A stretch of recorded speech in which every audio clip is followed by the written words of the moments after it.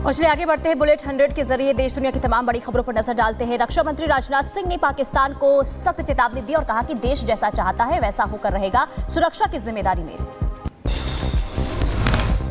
आतंक को पालने वाले पाकिस्तान को राजनाथ सिंह का सख्त संदेश, कहा देश के ऊपर आंख उठाने वालों को मुंहतोड़ जवाब देना मेरा दायित्व है। साथियों, एक रक्षा मंत्री के रूप में मेरा दायित्व है कि मैं अपने सैनिकों के साथ मिलकर देश की सीमाओं की सुरक्षा सुनिश्चित करूं, देश के ऊपर आंख उठाने वालों को मुंहतोड़ जवाब दूं। एलओसी पर पाकिस्तान ने फिर तोड़ा सीज फायर। बॉर्डर से सटे 8 इलाकों में फायरिंग की गई। भारतीय सैनिकों ने भी मुंहतोड़ जवाब दिया। पाकिस्तान ने लगातार 11वें दिन सीज फायर का किया उल्लंघन। अब तक 41 बार तोड़ चुका है सीज फायर। भारतीय सेना भी अलर्ट। जम्मू कश्मीर के पुंछ में बड़ी आतंकी साजिश नाकाम हुई। सुरक्षा बलों ने आतंकियों के ठिकाने का पता लगा लिया है। 5 आईईडी बरामद किए गए हैं। 3 टिफिन और 2 स्टील बॉक्स में मिला है विस्फोटक। सीमा पार से खतरों के चलते जम्मू पंजाब सीमा पर हाई अलर्ट। बढ़ाई गई जम्मू कश्मीर पुलिस की तैनाती। सीमा पर हाई रेजोल्यूशन सीसीटीवी कैमरे लगाए गए। जम्मू कश्मीर में आने वाले हर वाहनों की हो रही है चेकिंग। सीमा पर हर गतिविधि पर कड़ी नजर रख रही है पुलिस फोर्स। अलर्ट मोड पर प्रशासन।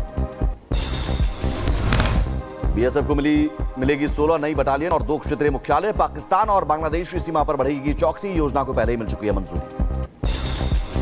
भारत ने पाकिस्तान के खिलाफ की एक और स्ट्राइक। पाकिस्तान के खिलाफ लिया बड़ा फैसला। बगलीहार बांध से रोका चिनाब नदी का पानी। भारतीय पूर्वी नौसेना का दुश्मनों को संदेश। इंडियन नेवी समुद्री हितों की रक्षा के लिए हमेशा तैयार। भारत पाकिस्तान के बीच तनाव पर यूएनएससी में होगी चर्चा। पाकिस्तान ने की आपात बैठक बुलाने की मांग। भारत के साथ तनाव को लेकर पाकिस्तानी यूएनएससी की मांग। परिषद को मौजूदा क्षेत्रीय स्थिति के बारे में जानकारी देने की कही बात। पाकिस्तान में आज बुलाया गया आपात संसद सत्र। पहलगाम में आतंकी हमले के बाद दोनों देशों के बीच तनाव को लेकर चर्चा। भारत पाकिस्तान तनाव के बीच तुर्की ने उठाया बड़ा कदम। कराची भेजा जंगी जहाज। पाकिस्तान के दौरे पर पहुंचे ईरान के विदेश मंत्री राष्ट्रपति और प्रधानमंत्री से करेंगे मुलाकात। ईरान ने भारत और पाकिस्तान के बीच जंग रोकने का उठाया है बीड़ा। पाकिस्तान को लेकर बोले एआईएमआईएम प्रमुख असदुद्दीन ओवैसी। कहा आतंकी भेजने की बात कभी नहीं मानेगा पाकिस्तान। राफेल को कांग्रेस नेता अजय राय ने बताया खिलौना। साथ ही सरकार से पूछा कि हमले के आतंकियों को मुंहतोड़ जवाब कब देगी मोदी सरकार। बीजेपी नेता तरुण चुग ने अजय राय के राफेल पर दिए बयान पर किया पलटवार। कहा भारतीय सेना के मनोबल को गिरा रही कांग्रेस। कांग्रेस नेता अजय राय के राफेल से जुड़े बयान पर बोले मौलाना साजिद रशीदी और कहा कि इस तरह की बात करके ये लोग पाकिस्तान को ताकत पहुंचा रहे हैं। बीजेपी सांसद निशिकांत दुबे का अजय राय पर पलटवार। कहा पाकिस्तानी अखबारों में सुर्खियां बटोर रहा अजय राय का बयान। सेना का मनोबल तोड़ने का लगाया आरोप। जम्मू कश्मीर के कुलगाम में नदी में मिला शव। पीडीपी प्रमुख महबूबा मुफ्ती ने जाहिर की चिंता। आज पहलगाम के दौरे पर भी जाएंगी महबूबा। पहलगाम आतंकी हमले के विरोध में ऑस्ट्रेलिया में प्रदर्शन। वियना में भारतीय समुदाय के लोगों ने किया शांतिपूर्ण प्रदर्शन। हमले में मारे गए लोगों को दी श्रद्धांजलि। आतंकी हमले के विरोध में ब्रिटेन के लिवरपूल में प्रदर्शन किया गया। भारतीय लोगों ने मृतकों के प्रति जताया शोक। साथ ही आतंकवाद के खिलाफ भारत सरकार की सख्त एक्शन लेने की मांग की। जर्मनी के स्टटगार्ट में भी भारतीय समुदाय ने किया प्रदर्शन। आतंकी हमले के पीड़ितों के लिए शांतिपूर्ण मार्च निकाला। राजनाथ सिंह आज जापान के रक्षा मंत्री के साथ करेंगे द्विपक्षीय बैठक। दिल्ली में होगी मीटिंग। दोनों नेताओं के बीच कई मुद्दों पर होगी बात। बीजेपी अध्यक्ष जेपी नड्डा आज गुजरात के केवड़िया करेंगे दौरा। सरदार वल्लभ भाई पटेल की प्रतिमा पर अर्पित करेंगे पुष्पांजलि। राहुल गांधी पर भड़के शंकराचार्य अविमुक्तेश्वरानंद। हिंदू धर्म से बहिष्कृत करने का ऐलान किया। संसद में मनुस्मृति पर भी टिप्पणी को लेकर नाराजगी जताई। बीजेपी सांसद प्रताप सारंगी ने राहुल गांधी पर साधा निशाना। कहा राहुल गांधी की जातीय जनगणना के पीछे की मंशा जाति के आधार पर लोगों को बांटने की थी। हम देश को एकजुट करना चाहते हैं।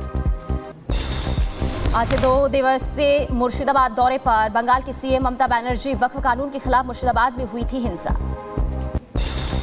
टीएमसी सांसद महुआ मोइत्रा ने केंद्र सरकार पर साधा निशाना। कहा भारतीयों को बनाया जा रहा मूर्ख। बंदूकधारियों का शिकार करे सरकार। जनसुराज पार्टी के अध्यक्ष प्रशांत किशोर ने किया ऐलान। दियाब से करेंगे बिहार बदलाव यात्रा की शुरुआत और 120 दिनों 240 विधानसभा क्षेत्रों का दौरा करेंगे।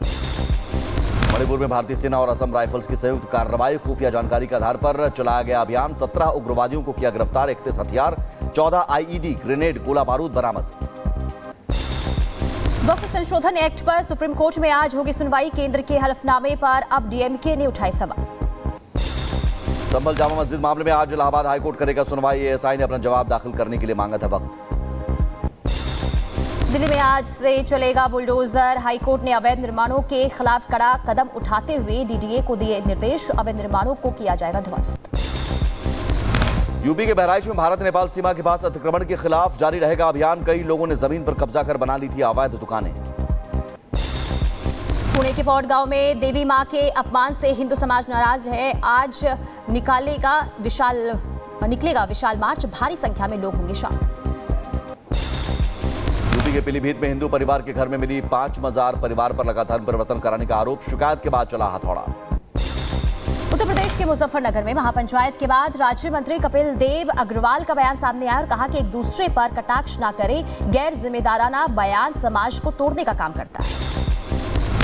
एमपी के छतरपुर में सिविल अस्पताल की लापरवाही आई सामने। बिजली जाने के बाद कई घंटों तक नहीं चला जनरेटर। लंबे समय तक अंधेरे में डूबा रहा अस्पताल। पंजाब के फिरोजपुर कैंट बोर्ड में ब्लैकआउट के लिए मॉक ड्रिल टेस्ट का आयोजन किया गया। काफी देर तक बिजली गुम रही।